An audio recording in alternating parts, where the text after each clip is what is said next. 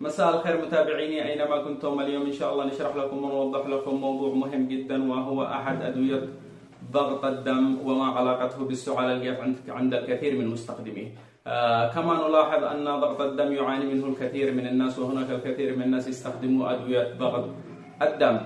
فإن شاء الله وهناك الكثير من الأدوية التي تستخدم لمعالجة ضغط الدم، فمنها مجاميع، وتحت كل مجموعة تندرج مجموعة من الأدوية. فالمجامع طبعا هناك أكثر من 9 مجموعات لمعالجة ضغط الدم، فمنها حاصرة ألفا وحاصرة بيتا وحاصرة ألفا وبيتا وأنجيوتنسين كونفرتنج انزيم انهبيتورز جروب، يعني مجموعة مثبطة الأنزيم المحول للأنجيوتنسين، وأيضا أنجيوتنسين ريسبتور بلوكيرز، يعني إنه الأدوية التي تثبط مستقبلات الأنجيوتنسين، ومعانا كالسيوم شانل بلوكيرز وغيرها. فطبعا كما نلاحظ الكثير من الناس يعانوا من السعال والتهاب الصدر، فيترددون على الصيدليات وعلى الدكاترة ليشكوا من هذا المرض. فنلاحظ بعض المرضى يتعاطي أدوية السعال من مضادات حيوية ومهدئات السعال ومهدئات تحسس، ولكن هذه الأدوية لا تنفع جدوى في المعالجة. مهم جدا معرفة ما سبب السعال عند المريض. فطبعا هذا الدواء اللي موضوعنا اليوم نحن بنتكلم حوله طبعا يسمى دواء الكابتوبريل، وهو يندرج تحت مجموعة تسمى انجيوتنسين كونفرتنج انزيم انهبيتورز، أي إن هذا الدواء يعتبر من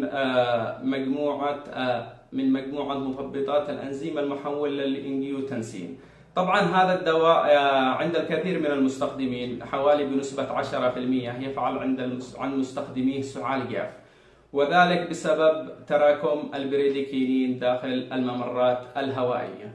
يعني إنه هناك وقت استخدام هذا الدواء يحصل عند 10% من هؤلاء المرضى سعال جاف بسبب تراكم البريديكينين، لأنه عند استخدام هذا الدواء يفعل تراكم البريديكينين في الممرات الهوائية، وهذه البريديكينين طبعا تعتبر وسائل تحسسية تعمل عند المريض تحسس، لذلك ينشأ عند المريض سعال جاف.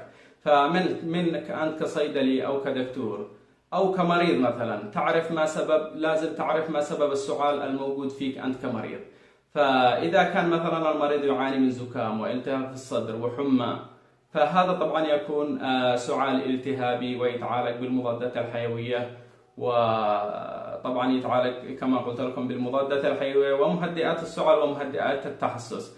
لكن السعال الذي ينشأ نتيجة لاستخدام هذا الدواء، تمام، فهذا طبعا ما بيتعالج إلا بتوقيف هذا الدواء على الفور.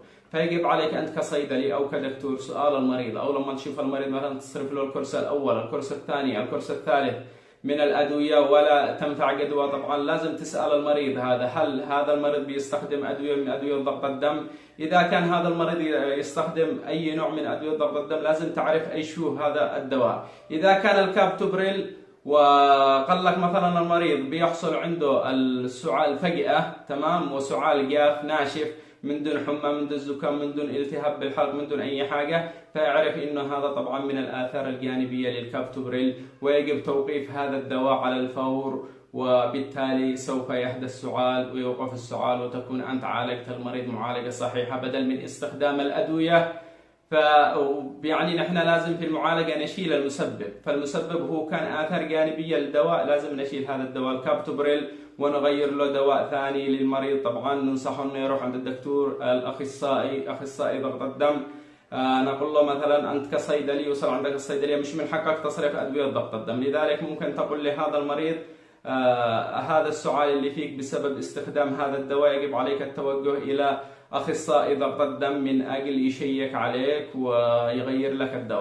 طبعا الأدوية التي تستخدم، المجموعة الثانية التي تستخدم كبديل عن هذه المجموعة، وهي مجموعة الأنجيوتنسين ريسبتور بلوكرز، حاصرات مستقبلات الأنجيوتنسين، طبعا هي اللوسرتان والفالسرتان والكانديسرتان وغيرها. فهذه الأدوية تعتبر هي البديل للكابتوبريل وتعمل طبعا نفس العمل، وإن شاء الله بهذا تكون عالجت المريض معالجة صحيحة ومن دون أي تعب ومن دون أي خسارة في جميع الأدوية.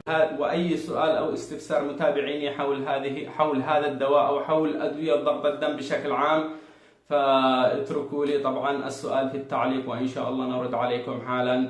فلا تنسوا الاشتراك في القناة وتفعيل زر الجرس وتدعمونا بلايك إن شاء الله، علشان هذا الفيديو يوصل إلى الكثير من الناس، لأن الكثير من الناس لا يعرفون هذا الدواء وما هي أضراره الجانبية.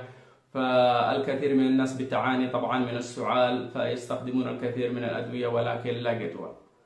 فتحياتي لكم أينما كنتم.